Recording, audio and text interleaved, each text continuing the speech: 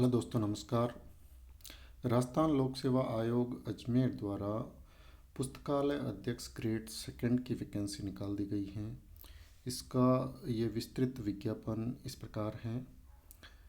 आयोग ने कुल 300 पदों के लिए ऑनलाइन आवेदन आमंत्रित किए हैं और आयोग ने यह भी लिखा है कि पदों में वृद्धि या कमी कुछ भी की जा सकती है।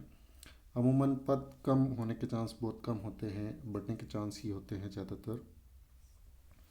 ये जो भर्ती है पुस्तकालय ग्रेड सेकंड की, इस भर्ती का इंतज़ार कई दिनों से अभ्यर्थी कर रहे थे जो लाइब्रेरियन ग्रेड थर्ड और सेकंड की परीक्षा की तैयारी कर रहे हैं।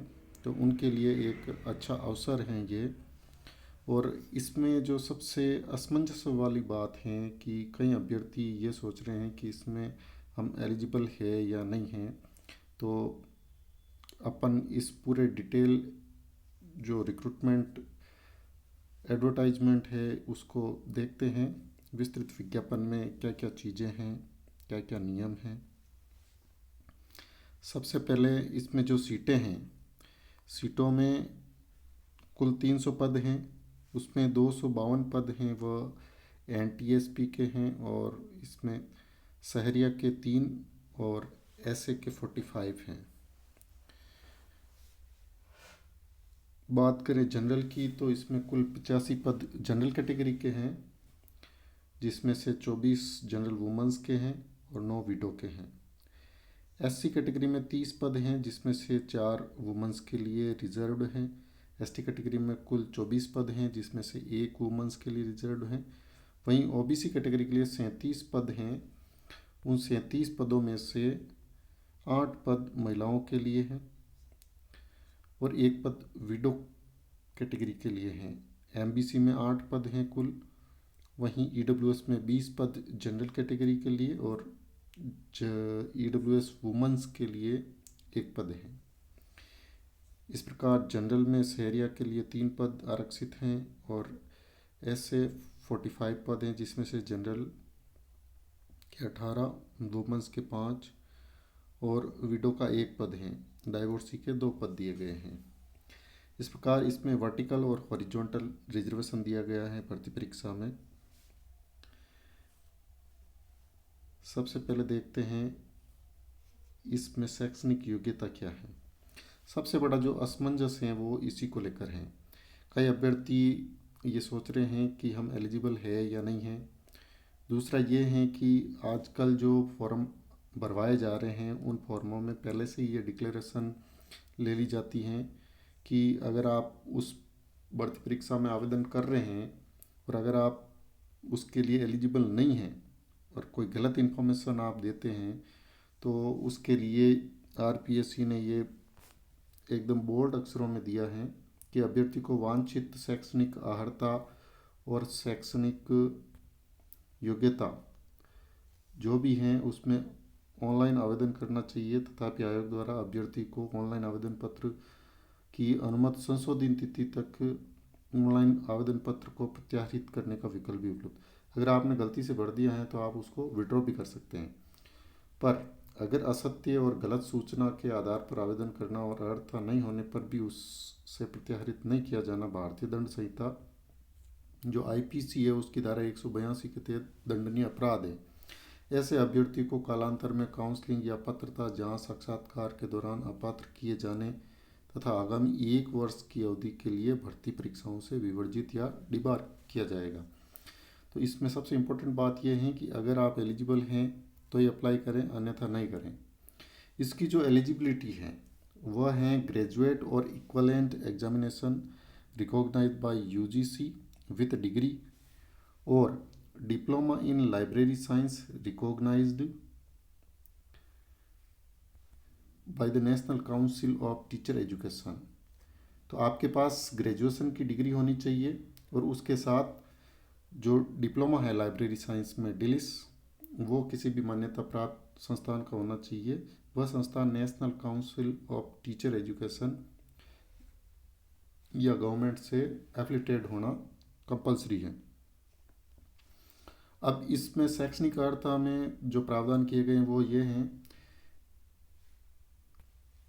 कि आपके पास एक ग्रेजुएशन की डिग्री होनी चाहिए, उसके साथ डिलीस का डिप्लोमा होना चाहिए। जिन लोगों के पास ग्रेजुएशन की डिग्री और डिलीस हैं वो इसमें अप्लाई कर सकते हैं। जो व्यक्ति अंतिम वर्ष की परीक्षा में सम्मिलित हुए हैं, यानी जिन्होंने डिलीस का फॉर्म भर रखा है, उनके एग्ज़ाम थ्योरी के हो गए हैं, प्रैक्टिकल बाकी है, या प्रैक्टिकल हो गए, थ्योरी के एग्ज़ाम बाकी है, रिजल्ट आना बाकी है, तो वो सब इसमें पात्र हैं। परंतु उनको जब आयोग परीक्षा आयोजित करेगा उससे पूर्व शैक्षणिक अर्हता अर्जित करने का सबूत देना होगा।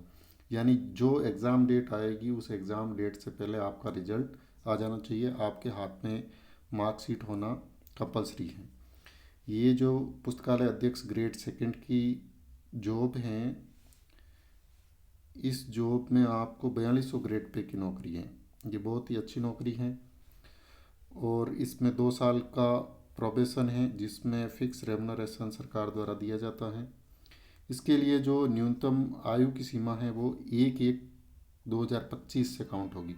यानी 1 जनवरी 2025 को कम से कम 18 साल का कोई भी व्यक्ति और अधिकतम 40 वर्ष से कम होनी चाहिए, यानी 40 वर्ष से ज़्यादा नहीं होना चाहिए और 18 वर्ष से कम नहीं होना चाहिए। ये इस भर्ती परीक्षा के लिए आयु सीमा का प्रावधान किया गया है।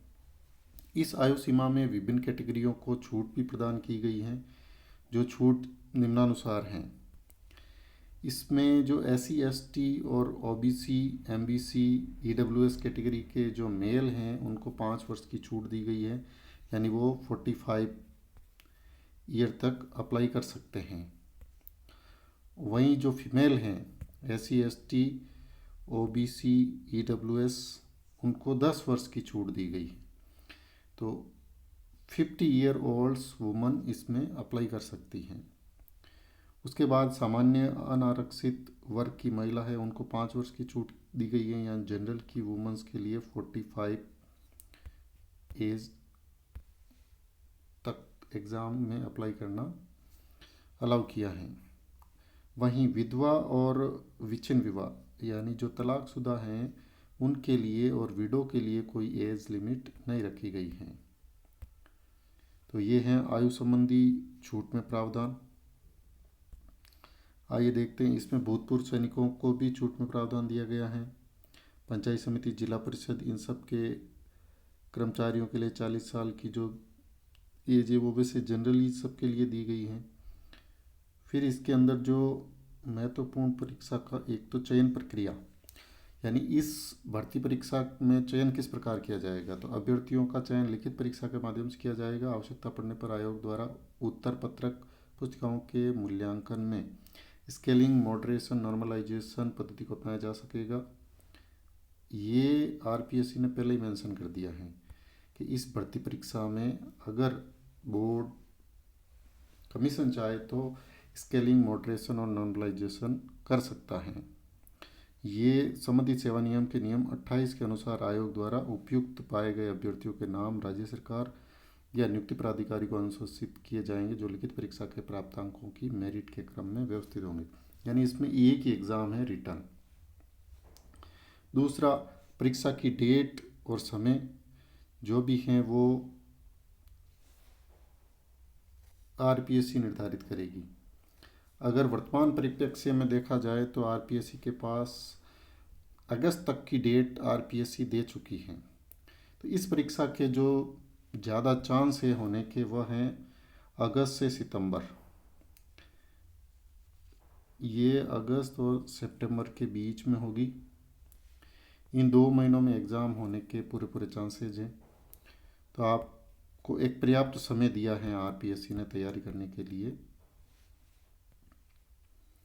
इसके फॉर्म कब अप्लाई होंगे, तो फॉर्म जो अप्लाई होने की डेट है वह है 20 फरवरी। 20 फरवरी से 20 मार्च 12 बजे रात्रि तक ये फॉर्म आप अप्लाई कर सकते हैं, यानी 1 महीने का लगभग समय RPSC ने दिया है। फॉर्म आपको RPSC की वेबसाइट से या फिर SSO के माध्यम से अप्लाई करना है। जो ऑनलाइन अप्लाई का लिंक मिलता है उसके माध्यम से आप अप्लाई कर सकते हैं। क्योंकि आजकल 1 टाइम रजिस्ट्रेशन हो गया है तो आपका डेटा पहले से सेव है, आप उस डेटा के अकॉर्डिंग अपना फॉर्म अप्लाई कर सकते हैं।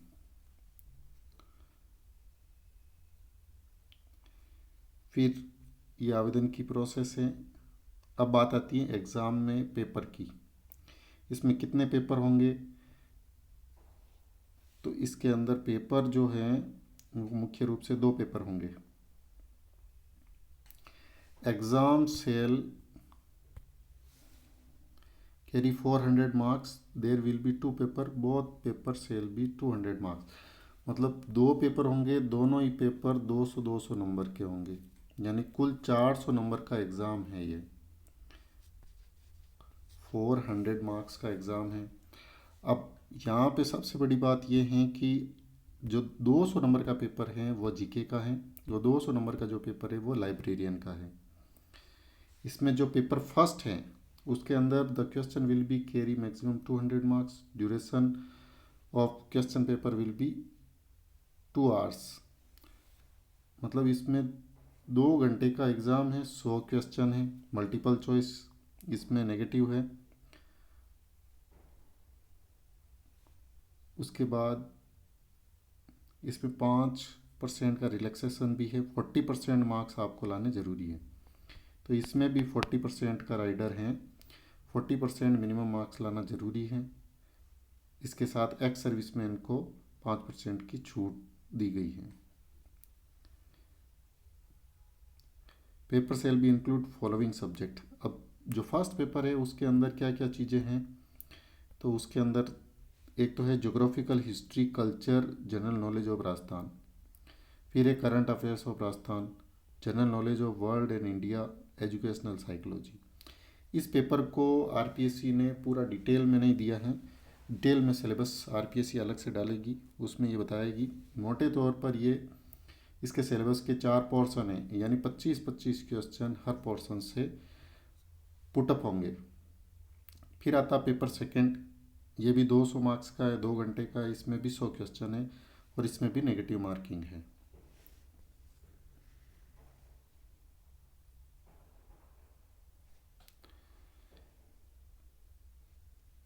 इसके बाद में ये ओएमआर सीट में जो आजकल 5 गोले आते हैं उसके बारे में सूचना दी गई है। आप अपना मोबाइल नंबर और जो पत्र व्यवहार का पता है वह परिवर्तित नहीं करें, क्योंकि मोबाइल नंबर सबसे इम्पोर्टेंट है। सारे ओटीपी आपके मोबाइल नंबर पर ही आते हैं। अभ्यर्थी वन टाइम रजिस्ट्रेशन जिनका हो रखा है उनका डेटा वैसे भी सेव होता है, तो उसमें ज़्यादा दिक्कत नहीं आती है, फॉर्म भरने में आसानी रहती है। दूसरा है कास्ट सर्टिफिकेट का। कास्ट सर्टिफिकेट ये सबसे इम्पोर्टेंट है, क्योंकि पिछली बार भी ग्राम सेवक की भर्ती में कई लोग जाति प्रमाण पत्र पुराना होने की वजह से उनको परेशानी का सामना करना पड़ा। तो आपका जो जाति प्रमाण पत्र है वो 1 वर्ष से अधिक पुराना नहीं होना चाहिए, और अगर पुराना है तो आपको एक आय का शपथ पत्र बनाना है, जो सामाजिक न्याय और अधिकारिता विभाग की ये जो एक सर्कुलर है उसके अकॉर्डिंग आप उस फॉर्मेट में अपना आय प्रमाण पत्र बना सकते हैं। ये जाति प्रमाण पत्र बनने के 3 वर्ष के बाद तक भी अलाउ होता है। ये देखिए, ये आरपीएससी ने बिल्कुल बोल्ड अक्षरों में लिखा है। कार्मिक का 4(2) विभाग के पत्र दिनांक 19/7/21 के अनुसार अनापत्ति प्रमाण पत्र के आधार पर आवेदन किए जाने के पश्चात सेवानिवृत्ति के प्रमाण पत्र प्रस्तुतिकरण 1 वर्ष की अवधि की गणना पत्र की अंतिम तिथि से की जाएगी। ये एक्स सर्विसमैन के लिए हैं।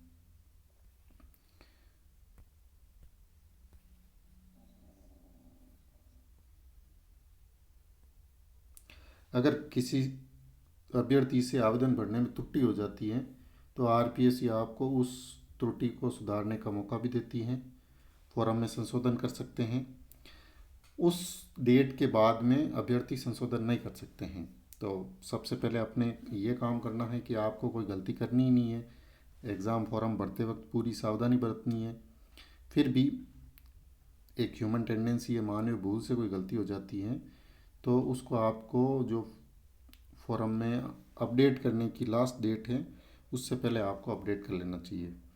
तो ये जो पुस्तकालय अध्यक्ष ग्रेड सेकंड की तैयारी कर रहे हैं अभ्यर्थी, उनके लिए एक अच्छा अवसर है। और वह अभ्यर्थी जो ग्रेजुएट हैं प्लस डिलीस का डिप्लोमा है वह इस परीक्षा में अप्लाई कर सकते हैं। आप सब के लिए एक स्वर्णिम अवसर हैं और इससे अच्छा नौकरी कुछ भी नहीं हो सकती, क्योंकि आप हमेशा किताबों के बीच में रहेंगे और ज़्यादा से ज़्यादा ज्ञान अर्जित कर पाएंगे। आज के लिए इतना ही। Thank you.